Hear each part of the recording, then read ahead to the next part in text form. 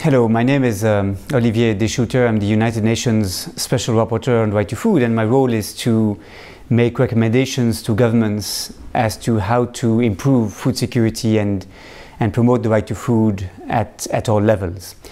I would like to thank the organizers of this World Breastfeeding Conference in Delhi for their invitation to address you. And I, of course, regret that I can't be there in person and that I have been obliged to stay in New York during this period. I would like, however, to welcome very much this invitation, particularly the work of the International Baby Food Association Network Asia that has been instrumental in organizing this event. And maybe take as departure point the recent adoption in June of this year by the Vietnam National Assembly of two very important legislative measures. On 18th of June, the National Assembly in Vietnam approved the extension of paid maternity leave from 4 months, as it was in the past, to 6 months. A few days later, on the 21st of June, it voted to ban the advertising of breast milk substitutes for infants from 6 to 24 months, aligning the country more closely with the 1981 International Code on breast milk substitutes, on the marketing of breast milk substitutes, and subsequent World Health Assembly resolutions. I think this episode, very important for Vietnam, illustrates a number of facts that I would like to underline. First of all, it's very important, I think, to realize that for breastfeeding, exclusive breastfeeding for 6 months and continued breastfeeding until the second birthday of the child, it is very important that we move beyond promotional campaigns and education. Promotional campaigns and education are extremely important, they are necessary, and they are useful. And indeed, education about nutrition and the benefits of breastfeeding in schools, I believe, should be supported.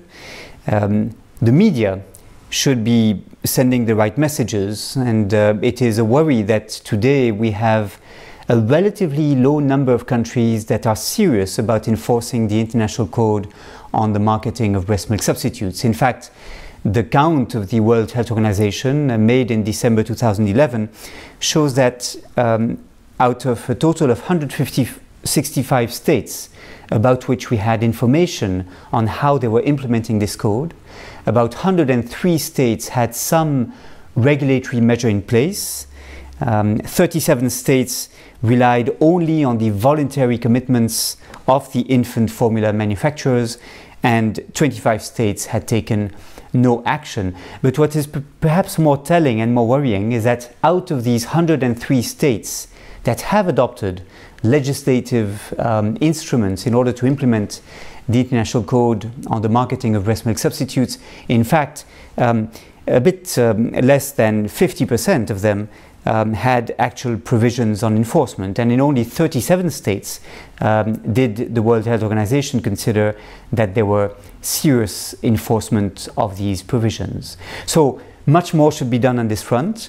We should ensure that the mothers are given the right message, and that the efforts of governments to promote breastfeeding are not nullified and made fruitless by the selling of infant formula by these manufacturers. And the International Code of 1981 is absolutely vital in this respect. But my point is that, though necessary and vital, is not enough, and we must also ensure that the employers facilitate breastfeeding, for example by having childcare facilities in the workplace, and that maternity leaves allow women not to have to choose between remaining in employment and providing adequate breastfeeding to the child. This, I believe, should also be true for public works programs, and we often forget that important part of social protection measures adopted in developing countries. Let me take as an example of this, since we are in Delhi, the Mahatma Gandhi National Rural Employment Guarantee Act that since 2006 in India, and now in the totality of the country, guarantees 100 days of paid employment to poor rural families. Now, the Mahatma Gandhi National Rural Employment Guarantee Act is an admirable program. It's been extremely effective. It now benefits 52 million households, at least that was a figure for 2010, and it has quotas reserved for women to ensure that they participate in large numbers in the program. The National Rural Employment Guarantee Act also has a provision according to which, and I quote, "In the event that there are at least 5 children under the age of 6 at the work site, one of the female workers should be deputed to look after them, and she should be paid the same wage as the other National Rural Employment Guarantee Act workers." So there's public works programs in which women and men are given employment on public projects in order to allow them to have a minimum wage during at least 100 days per year, is one that in principle should facilitate the ability for women to join the program whilst still continuing to breastfeed their very young children. However, it turns out from a survey of 2008 that about 70% of the women had no access to childcare facilities on the worksite in fact, and that 65% of the women were not aware of the rights that they had under the cited provision of the Mahatma Gandhi National Rural Employment Guarantee Act. So more needs to be done also in public works programs to ensure that the woman should not have to choose between having access to employment and breastfeeding her child. Required is really a cross-sectoral effort involving health, education, social affairs, employment, and industry departments in order to have all these departments work together in a coordinated fashion to promote adequate breastfeeding practices. The second point I would like to make, based on this development in Vietnam I began with, is that breastfeeding obviously should be supported by strengthening women's rights and women's education.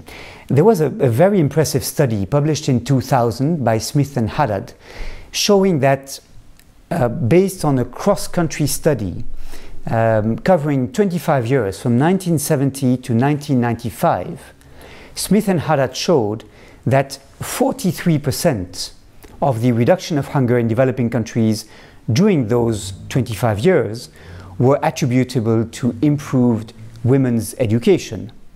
And this is almost as much as the increase in food availability, 26%, and the improvements in health services, 19% together. In fact, if we add that 12% of the improvements of the reduction of hunger and malnutrition during this period are attributable to a better life expectation for women, we arrive at the conclusion that 55% of the gains against hunger and malnutrition during this period were attributable to women's education or a longer life expectancy for women. This is quite remarkable. And the reason for this is well known. It's because we've realized the importance of adequate care to children during the first years of their lives in order to have adequate nutritional and health outcomes. UNICEF in particular has demonstrated that food intake alone would not ensure adequate health and nutritional outcomes if not combined with adequate care, if not combined with adequate access to water and sanitation services and health services. So all this together can ensure that young children develop well physically and mentally, and that the mortality of children under 5 is reduced. Better education for girls and women is absolutely vital to achieve this. Now, better education for women and girls means, of course, more economic opportunities and more chances of employment outside the household. And this, of course, poses a question. Some studies in Thailand and Iran in the 1990s have attempted to show that in some cases, more work for the woman outside the home meant reduced time for children's care and thus reduced nutritional outcomes. In fact, however, a major study done in the Philippines in the last decade has shown that there was no such an inverse relationship between the quality of the care given to the child and the ability for the woman to fetch employment outside the household.